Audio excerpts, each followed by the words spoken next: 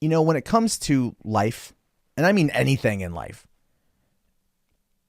everything I always feel boils down to a 3-letter word. Why? That simple question can take us down very interesting paths. And when it comes to something that's tragic, it really makes you start to grind on that question, because you want to make sure it can never happen again. And I think to do that, you have to understand the why. And that's what is about this story. I saw this headline today floating around. I thought it was fake. I really thought it was fake. I didn't want to believe it was real. But this apparently is legit, at least according to The Sun, where a 15-year-old beheaded himself with a chainsaw after losing a video game.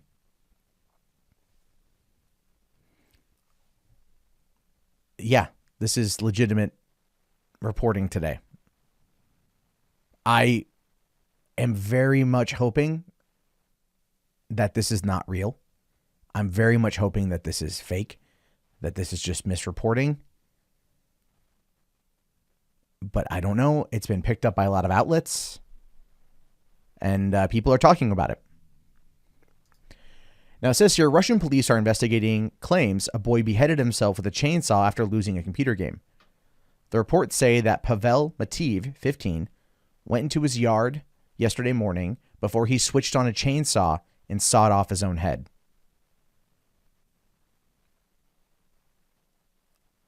I don't even know how to respond to that.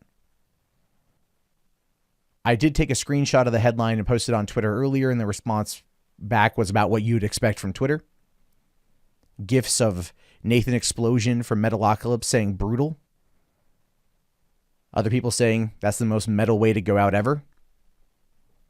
I think I think people haven't, I don't think they've processed exactly what it is they've read, or their gut gallows humor response is how they do process this. Again, I don't even know if this is true. Part of me doesn't want to believe at all in any way that this is true. But it's being reported as it is. Now, Russian media cited local sources, saying that he was addicted to a computer game that his single mother had bought for him. Now, I don't like that line right there, that his single mother bought for him. I feel like that's a way to kind of put the blame, right? Like, why was he addicted to computer games? Oh, he didn't have a father in his life. The single mother, she's the reason. The single mother, that's why. I don't really believe any of that, to be honest with you. I just think that's lame. State-owned Russian television channel NTV reported that a teenager from Tomsk region committed suicide after he lost a computer game. It's unclear what game he was playing, but a female source said that Pavel spent hours at his computer and that his nerves gave in after a game. If you're addicted to it, and this is where you go all day, every day, or whatever, and all your free time, I can see that. If it's a high intensity, at least to you, game, listen, Dota, League of Legends, Counter-Strike, Halo, Rainbow Six. I mean, that stuff can get intense, especially if you're 15 and you're trying to play. Russia has seen several so-called death groups allegedly incite children and teenagers to take their own life whilst playing over online games. It's unclear whether the alleged suicide of Pavel has any links to this phenomenon. Some of the groups feature a game called The Blue Whale, in which victims are brainwashed by sick online mentors to complete 50 steps involving exhaustion and self-harm, ending in suicide. And that is an interesting question. And that is a very interesting question. Predominantly, at least to me, it's interesting because I've been seeing more and more about the Blue Whale and the Momo Challenge popping up. Just 2 girls in India committed suicide because of the Momo Challenge the other day. I just read about that, I think, yesterday. And so we're hearing more and more about this. But the thing is, even in the case of Saudi Arabia recently pulling video games because of the Blue Whale Challenge, and that turning out to be false, it was misreporting. Part of me also is misreporting. Is this like a situation where teenagers have committed suicide, and the best way for the parents to explain away the situation is to sit there and go, well, they were playing a social media game that does this? Is the blue whale an urban legend? Is the Momo challenge an urban legend that's being used as a way to deflect from the situation? Now, I hope that's not the case. I hope this story is false. The pictures of the kid, I mean, it looks like he was 12 years old maybe in these photos. Not 15. Again, we don't know, but it's being reported on pretty widely right now. And it's so terrible. If it's true, it's just so terrible. The kid played a game, got so worked up, went outside, turned on a chainsaw, and took out his own head.